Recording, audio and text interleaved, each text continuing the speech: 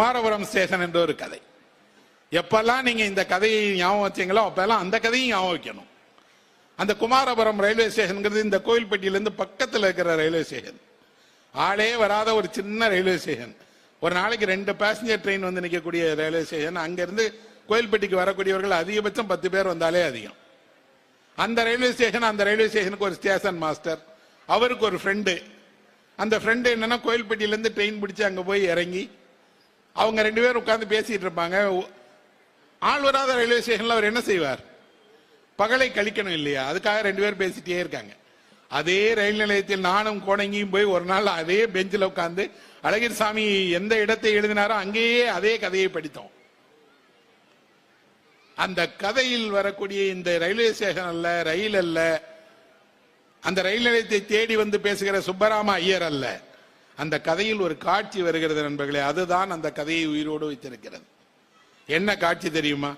அங்கிருந்து கோயில்பட்டிக்கு வரக்கூடிய ஒரு பகல் நேர பாசஞ்சர் ரயில்ல ஏறுறதுக்காக 4 பசங்களும் ஒரு பெரியவரும் அந்த ரயில் நிலையத்துக்கு வராங்க. வந்து டிக்கெட் எடுத்து ரயில்ல ஏறுறாங்க. முதல் முறையாக 4 பேர் ரயில் ஏறுறாங்க. உங்கள எத்தனை பேருக்கு அந்த நினைவு இருக்குன்னு தெரியல. நீங்க எப்போ உங்க வாழ்க்கையில் முதலாக ரயில் ஏறினீர்கள்? ஆனால் முதலாக ஒருவர் ரயில் ஏறி போற பயணம் ஒரு வாழ்நாள்ல மறந்திருக்க மாட்டார். ஏன்னா ரயில் போகும்போது சுத்தி இருக்கக்கூடிய காட்சிகள் எல்லாம் ஓடத் தொடங்கும். ஒவ்வொரு சிறு நகரத்திலும் ரயில் நிற்கும். சின்ன ஸ்டேஷன்ல ரயில் நிற்கும் போதெல்லாம் ஆச்சரியத்தோடு வெளியே பார்ப்பீங்க. இன்றைக்கு நிறைய சின்ன ரயில் நிலையங்கள் எல்லாம் இல்லை, ஆனால் நிறைய சின்ன ரயில் நிலையங்கள் இருந்தது.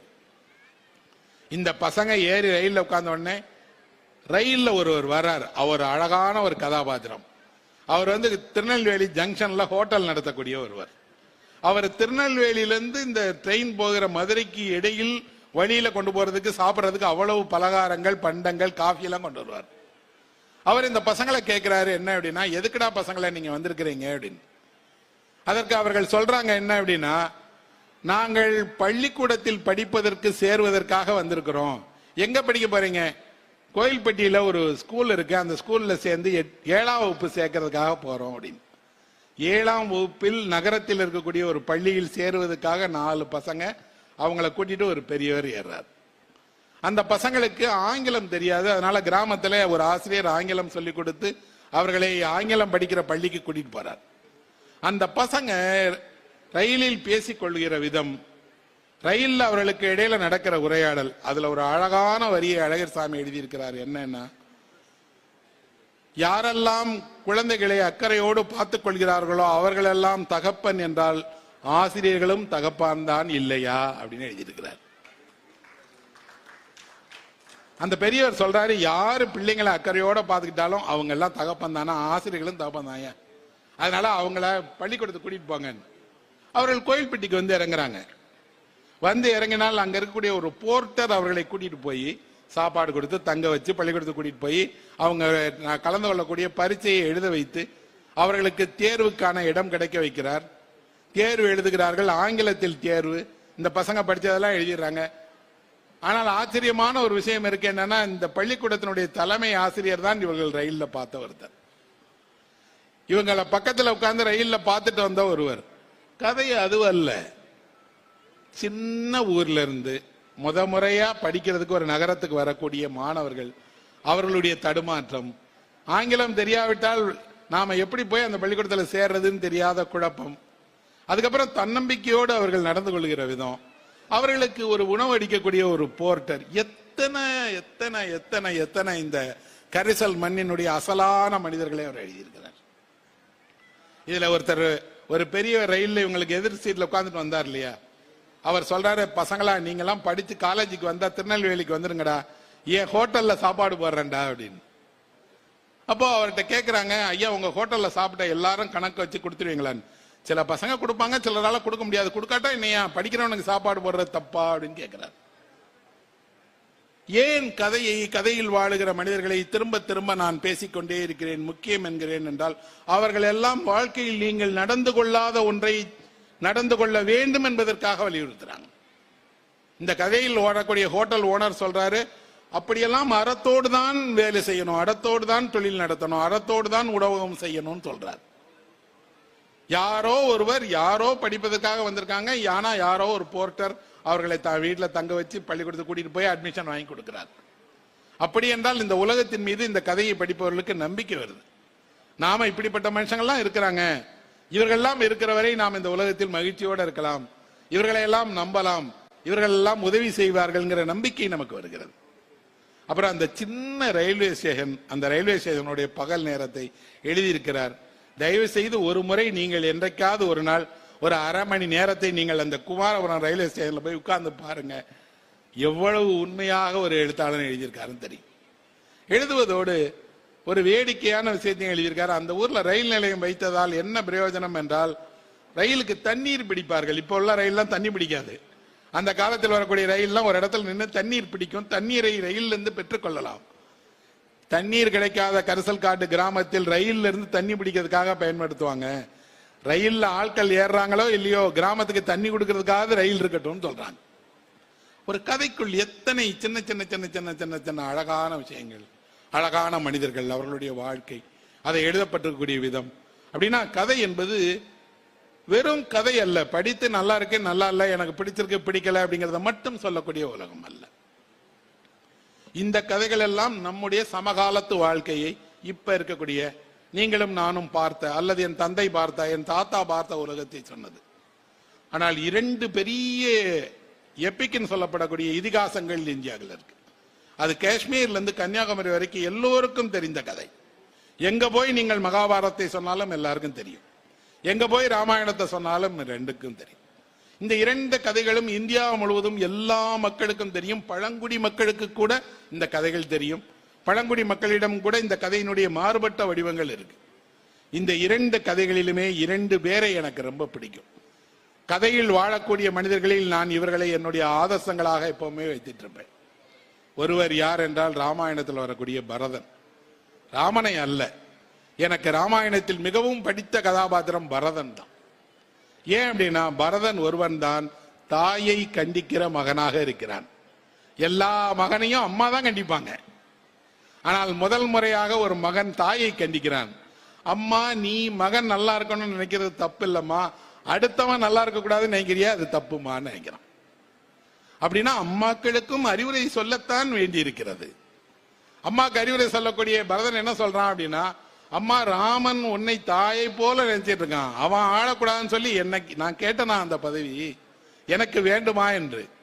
அப்படின்னா ஒருவர் அவர் ஆசைப்படாத ஒன்றை அவங்க அம்மா ஆசைப்பட்டுறாங்க. அம்மா ஆசைப்பட்டதோடு அதற்கான எல்லா வழிகளையும் செய்து கொடுத்துறாங்க. ஆனால் மறுக்கிறார். மறுத்து விட்டு இப்படியெல்லாம் நடந்துருச்சுன்னு கோசலையினிடம் ராமன் போய் தன்னுடைய தாயிடம் சொல்றான், அம்மா, நான் அல்ல பரதன் தான் ஆளப் போகிறான்னு. ராமனுடைய அண்ணன் என்ன சொல்றா தெரியுமா, நின்னிலும் நல்லவன் அவன் சொல்றார். உன்னை விடவும் நல்லவன்பா பரதன்.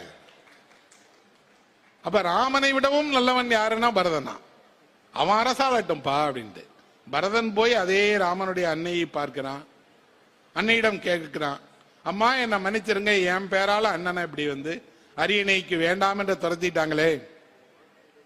அப்ப அந்த அம்மா ஒரே கேள்விதான் கேட்கிறார், உன்னை அரசாட்சியில் அமர வைக்க வேண்டும் என்று உன் அன்னை விரும்பினார்கள் இல்லையா, அது பத்தி உனக்கு முன்னாடியே தெரியுமா தெரியாதா?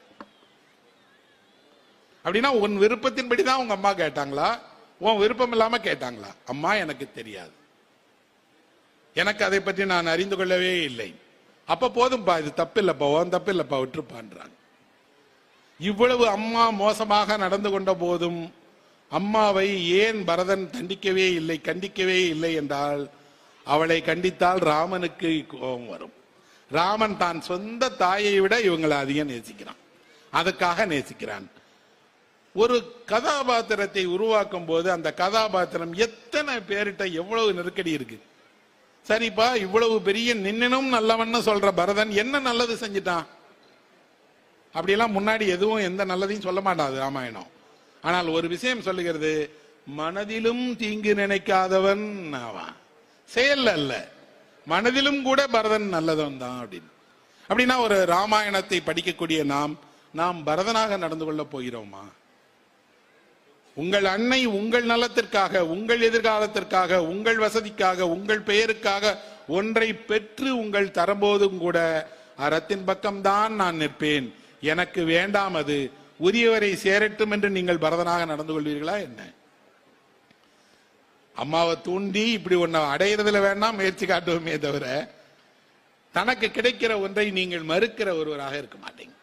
அப்படின்னா கதையில் வந்தாலும் பரதன் நாம் பின்பற்ற வேண்டிய, நாம் நேசிக்க வேண்டிய ஒருவன். இன்னொருவர் இருக்கிறார், அவர் இதிகாசத்தினுடைய நாயகர், தந்தைக்காகவே வாழ்ந்த மனிதன், அவர்தான் பீஷ்மர். தந்தைக்காகவே அவர் தந்தைக்கு திருமணம் செய்து வைக்கிறார். தந்தை ஒரு இளம்பெண்ணை பார்த்து இளம்பெண்ணின் மீது ஆசை கொண்டுட்டார். அந்த பொண்ணுக்கு திருமணம் செய்யணும்னா மகன் கண்டிக்கணும் இல்லையா தந்தையை? தந்தையினுடைய பலவீனங்களை எதையும் மகன் கண்டிக்கவே இல்லை. கண்டிக்காதோடு தந்தையின் மீது அவன் எவ்வளவு அன்பு செலுத்தினான்னா, அப்பா என்ன செய்தாலும் சரி, அப்பாவினுடைய ஆசையை நிறைவேற்றுவதுதான் எனக்கு. தந்தைக்காகவே ஒரு மனிதன் வாழ முடியும் என்றால் எவ்வளவு வாழ முடியும் என்பதற்கு பீஷ்மர் ஒரு உதாரணம். ஆனால் அந்த பீஷ்மர் தந்தையால் வளர்க்கப்பட்ட பிள்ளை இல்லை. அவர் பிறந்த உடனே கங்கைக்கு கொண்டு போயிடுறாங்க. தந்தை அவரை வளர்க்கவில்லை, தந்தை உருவாக்கவில்லை. தாய் தான் வளர்க்கிறாள், தாய் தான் ஆளாக்குகிறாள், தாய் தான் அவரை வாலிப வயது வரை வளர்த்து தந்தையை பார் என்று அனுப்புகிறார். அதை படிக்கும் போது நான் ஆழ்ந்த மகாபாரதம் படித்தேன். படிக்கும் போது என் மனதில் தோன்றியது, கணவனை பிரிந்து தனியே வாழுகிற பெண் பிள்ளையை வளர்ப்பானால் அந்த பிள்ளை அன்பால் உருவானவனாகத்தான் வளரும். அவனை நேசிப்பதற்குத்தான் அடையாளமாக உருவாக்குவா. அப்பா இல்ல, இந்த பிள்ளையை நாம தப்பா வளர்த்துட்டோம் சொல்லிடக்கூடாது என்பதால் எல்லாவற்றிலும் பீஷ்மரை சரியாக வளர்க்கிறார். கடைசி வரை பீஷ்மர் தந்தைக்கு கொடுத்த சபதத்தை மாறாதவராக, நித்திய பிரம்மச்சாரியாக, அவ்வளவு பெரிய போர் வீரனாக, நிகரற்ற ஒரு ஆளுமையாக, மகாபாரதத்தினுடைய முதுகெலும்பாக இருக்கிறார் என்றால் நாம பீஷ்மரிடமிருந்து ஒன்றை கற்றுக்கொள்ளலாம். என்ன என்றால், தந்தையின் பொருட்டாக ஒரு மனிதன் வாழலாம் என்பதை. தந்தையோடு பிணக்கு கொள்வது, முரண்பாடு கொள்வது, எதிர்ப்பது, அது தனி இருக்கு, இல்லைன்னு சொல்லல. ஆனால் அதே காப்பியத்திற்குள் தான் இப்படி ஒரு கதாபாத்திரமும் எழுதப்படுகிறது. அப்படின்னா இதிகாசம், எழுத்து, வாழ்க்கை எல்லாவற்றிலும் நன்மை தீமை என்று இரண்டு இருக்கிறது. நன்மையினுடைய பக்கத்தை இலக்கியம் அதிகம் சொல்லிட்டே இருக்கு. நன்மையினுடைய அடையாளங்களை அடையாளப்படுத்திட்டே இருக்கு. தவறு யார் செய்தாலும் அந்த தவறை தண்டிக்க வேண்டும் என்பதை இலக்கியம் சுட்டிக்காட்டி கொண்டே இருக்கிறது. அப்படின்னா மறக்க முடியாத கதாபாத்திரங்கள் இலக்கியத்தில் உருவாக்கப்பட்டிருக்கிறார்கள். இலக்கியம் அவர்களையெல்லாம் அதனுடைய நாயகர்களாக இன்றைக்கு வரைக்கும் அடையாளப்படுத்திட்டே இருக்கு. சரி, இப்போ இவங்க எல்லாருமே ரொம்ப தீவிரமாக தியாகம் பண்ணி, அன்பு காட்டி, வேடிக்கையாக இல்லாமல் வாழ்க்கையை தீவிரமாக எடுத்துக்கொண்டவர்கள் தானே. வேடிக்கையான மனிதர்களுக்கு இலக்கியத்தில் இடம் கிடையாதா? மகிழ்ச்சி படுத்தவர்கள் இலக்கியத்தில் கிடையாதா என்றால் அப்படி ஒரு கதாபாத்திரம் இருக்கிறார். அவரையும் எனக்கு பிடிக்கும். அவர்தான் முல்லா. நீங்கள் முல்லா கதைகள் என்ற சின்ன பிள்ளைங்கள கேட்டிருப்பீங்க.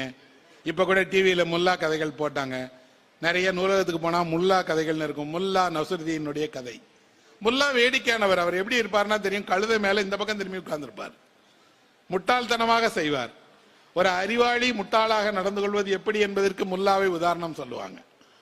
முல்லாவினுடைய அறிவு திறன் எப்படிப்பட்டது அப்படின்னா, யோசித்தால் நமக்கு உடனே சிரிச்சிருவோம், யோசித்தால் அது வியப்பூட்டக்கூடியதாக இருக்கும்.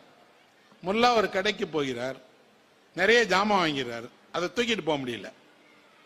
ஒருவனை அழைத்து சொல்றாரு, நான் கூலி தரேன், இதை கொண்டு போய் என் வீட்டில் கொடுத்துறியாப்பா அப்படின்னு. அவன் வாங்கிட்டு சொல்றான், உங்க வீடு எங்க இருக்குன்னு சொல்லி அட்ரஸ் கொடுங்க. முல்லா சொல்றாரு, அட்ரஸ் கொடுத்தாதான் நீ என் வீட்டில் நாளைக்கு வந்து திருடிடுவே, அட்ரஸ் எல்லாம் கொடுக்க மாட்டேன்னு சொல்றாரு. சொன்ன உடனே ஒரு சின்ன சிரிப்பு வருகிறது. ஆனால் பின்னாடி இருக்குன்னா, அட்ரஸ் இல்லைன்னா எப்படிங்க அவன் வீட்டுக்கு போவான்? அதே நேரத்துல முல்லாவுடைய சந்தேகம் சரி, அட்ரஸ் கொடுத்தா நாளைக்கு அவன் திருட வர மாட்டான்னு என்ன நிச்சயம்? சின்ன சின்ன சின்ன சின்ன நகைச்சுவையின் வழியாக ஒரு துருக்கி நாட்டை சேர்ந்த முல்லா உலகம் முழுக்க மக்களை சிரிக்க வைக்கிறார். கதையில் தான் முல்லா இருக்கிறார். நீங்கள் முல்லாவை போல நடந்து கொள்ள முயன்றால் உலகம் உங்களை துரத்திடும். ஆனால் முல்லாவினுடைய நகைச்சுவை ஒரு உயர்ந்த நகைச்சுவை. அந்த உயர்ந்த நகைச்சுவையில என்ன இருக்கு? அவர் மாடியில ஏதோ செஞ்சிட்டு இருக்காரு. கீழே இருந்து அவர் மனைவி கேட்கிறாங்க, என்னங்க ஏதோ சத்தம் கேட்டுச்சு அப்படின்னு. அவர் சொல்றாரு, சட்டை கீழே விழுந்துருச்சுமா அப்படின்னு. சட்டை கீழே விழுந்தா இவ்வளவு சத்தம் கேட்காதீங்க அப்படின்னு. சட்டைக்குள்ள நானும் இருந்தேம்மா அப்படின்னு சொல்றாரு. ஆனால் இந்த பதில் எவ்வளவு புத்திசாலித்தனமாக இருக்கு பாருங்க. இவர் தான் கீழே விழுந்தது. முல்லா ஒரு விருந்துக்கு போகிறார்.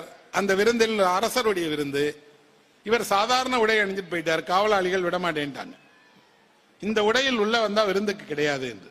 முல்லா வீட்டுக்கு போகிறார், பட்டு அங்கி எடுத்து போட்டுக்கிறார், நேரா வர்றார். பட்டு அங்கி அணிஞ்சிட்டு வந்தா கட்டாயம் பெரிய ஆளா இருப்பார்னு உள்ள அனுப்பிடுறாங்க. உள்ள போய் விருந்தில் மன்னருக்கு பக்கத்துல உட்காந்துக்கிறாரு. ஏன்னா மன்னரும் நினைக்கிறாரு பட்டு அங்கியெல்லாம் அணிஞ்சிட்டு வந்திருக்காரு.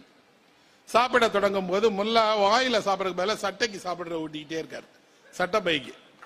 மன்னர் கேட்கிறாரு, என்னையா வேடிக்கையா இருக்கு, நீ சாப்பிடறதுக்கு பதிலா சட்டைக்கு ஊட்டுறியேன்னு. சட்டைக்கு தானங்க உங்க இடத்துல மரியாதை, அது சாப்பிட்டு நல்லா இருந்தா தானே நான் நாளைக்கு 4 இடத்துக்கு போக முடியும்.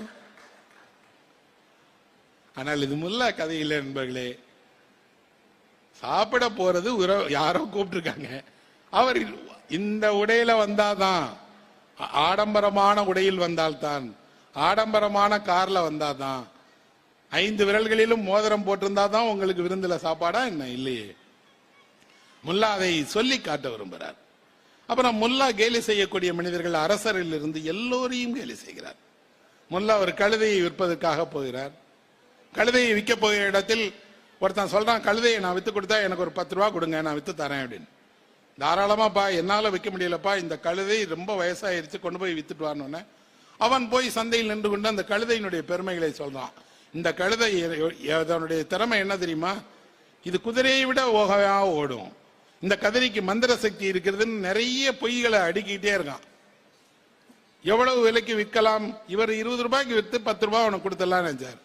அவன் சொல்ல சொல்ல சொல்ல மார்க்கெட்ல அந்த கழுதைக்கு 200 ரூபாய் விலை வந்துடுச்சு.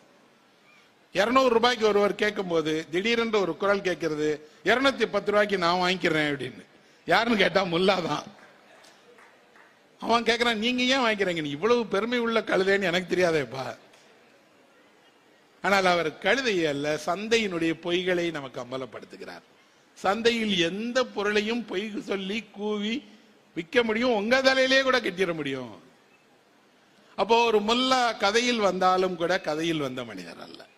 வேடிக்கையான, உலகத்தையே மகிழ்ச்சிப்படுத்துகிற, உலகமெங்கும் இவருக்கு என்று ஒரு ரசிகர் பட்டாளங்களை கொண்டிருக்கக்கூடிய, கதையில் நிரந்தரமாக வாழ்ந்துட்டே இருக்கக்கூடிய மனிதர்கள்.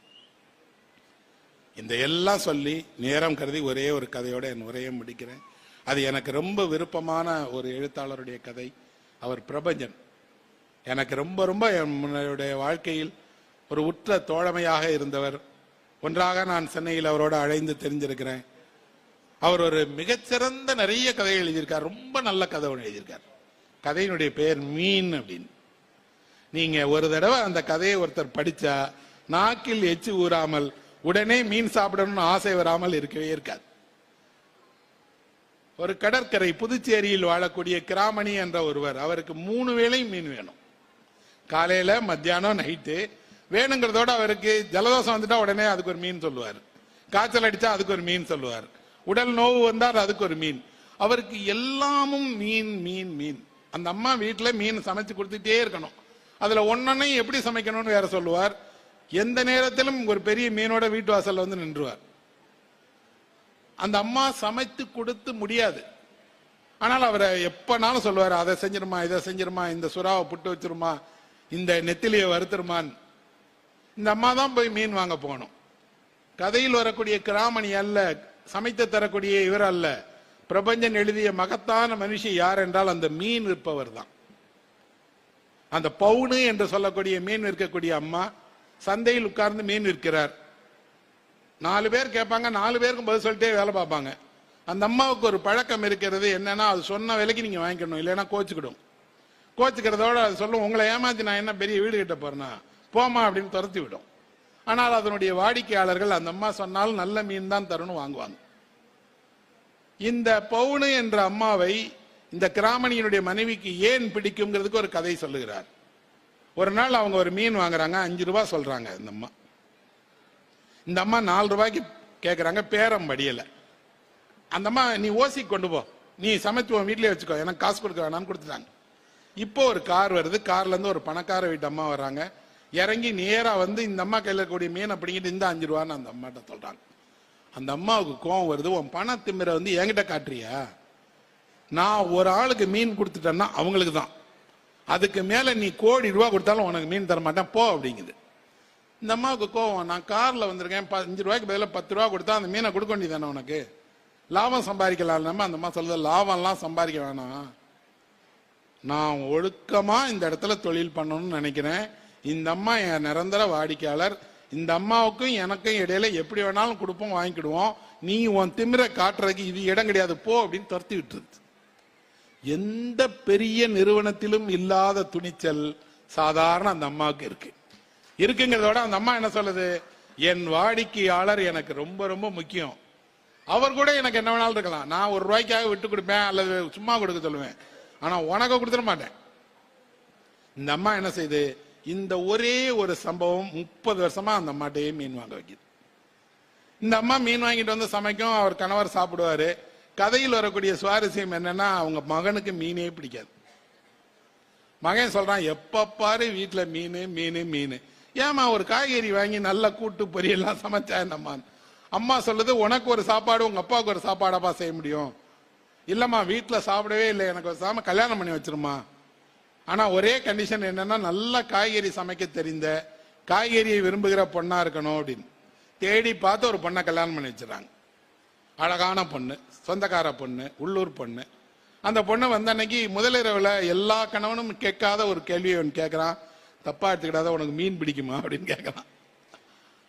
அந்த பொண்ணு சொல்லுது, அவ்வளவா பிடிக்காது, கொஞ்சமா பிடிக்கும் அப்படின்னு. நல்ல வேலை, நல்ல காய்கறிகள் சாப்பிடலான்னு. 2 நாள் ஆகிறது, இவங்க வீட்டுல விருந்து நடக்கு. விருந்து வச்சா இவங்க அப்பா உட்கார்ந்து சாப்பிடுற மாதிரியே அந்த அம்மா இவருடைய புது மனைவி இட்லிக்கு மீன் குழம்பு தொட்டுக்கிட்டு சாப்பிட்டுட்டு இருக்கு. பக்கத்துல இருக்க சட்னியே தொடவே இல்லை. இந்த பையன் தெரியும் பார்த்து சொல்றான், எங்க அப்பா மாதிரியே தான் மருமகளும் வந்திருக்கா. மீன் அல்ல, சிலருடைய இயல்பு, சிலருடைய விருப்பம் என்பது இன்னொருவருக்கு விருப்பமின்மையாக தோன்றும். அதே நேரத்தில் ஒருவருக்கு ஏதோ ஒரு சுவை பிடித்திருக்கிறது என்றால் அது வெறும் சுவை அல்ல, அவர் அதன் வழியாக தன் மகிழ்ச்சியை உருவாக்கிறார், அதன் வழியாக தன்னை ஆற்றுப்படுத்திக்கிறார், அதன் வழியாக தன் சொந்த சந்தோஷத்தை உருவாக்கி கொள்கிறார். இந்த வாழ்க்கை என்ன என்றால், இவ்வளவு ஒரு பெரிய மீனா இருந்தால் வாங்கிட்டு வந்து நிற்கும் போது அந்த அம்மா சொல்லுது, தினம் தானையா சாப்பிடுற, உனக்கு இந்த ஒரு நாள் கூட அழுத்தே போகலையானா அந்த ஆள் சொல்றாரு, மீன்ல மட்டும் அழுக்கவே அழுக்காதுமான்னு கோச்சிக்கிட்டே சமைச்சு கொடுத்துறாங்க. நல்லா தெரியுது, ஒரு குடும்பம் என்பது இப்படியான சின்ன சண்டைகள், சச்சரவுகள், விருப்பம், விலக்கு, ஆளுக்கு ஒரு சுவை, எல்லாவற்றையும் கலந்ததுதான். அந்த கதை ஒரு சின்ன சித்திரத்தை நமக்கு தருகிறது. இந்த வாழ்க்கையில் எல்லாமும் இருந்தாலும் இந்த வாழ்க்கைக்கு வெளியிலிருந்து ஒரு கை அன்றாடம் உங்களுக்காக உழைத்து கொண்டு, பொது வெளியில் நீங்கள் பார்த்தாலும் உங்களால் மறக்கப்பட்டு வருகிற அந்த மீன் விற்கக்கூடிய அந்த பெண்ணை போன்றவர்கள் இந்த உலகத்தில் தான் வாழ்கிறார்கள். உங்கள் மகிழ்ச்சியை அவர்கள் உருவாக்குகிறார்கள், அவர்களை மறக்காதீர்கள் என்று சொல்றார். இலக்கியம் என்ன செய்யும் என்று கேட்டால், இந்த மாதிரி அரிய மனிதர்களை, அவர்களுடைய மனதை, அவர்கள் வழியாக வெளிப்படக்கூடிய உணர்வுகளை எழுதுவதால் தான் அது இத்தனை காலம் தாண்டி நிற்கிறது. அந்த பணிதான் தமிழினுடைய அடையாளமாக மாறுகிறது. கதையில் வாழ்கிறவர்கள் என்றும் வாழ்வார்கள் என்று சொல்லி என் உரையை நிறைவு